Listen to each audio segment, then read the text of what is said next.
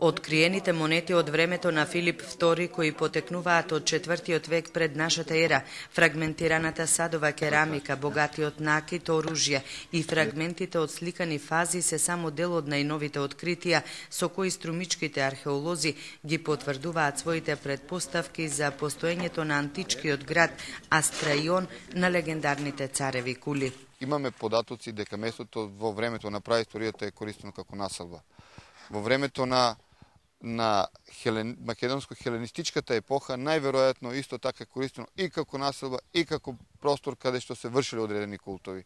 Мислиме дека самата негова положба на цареви кули едноставно давала можност да се вршат одредени обреди и култови поврзани со некои божества. Најновите наоди потврдуваат дека тука културата има континуитет од 7000 години, што има огромно значење не само за Струмица, туку и за Македонија. Годинашните истражувања на царевите кули, финансирани со 3 милиони денари од државата, траат 1 месец и во нив се вклучени околу 100 луѓе.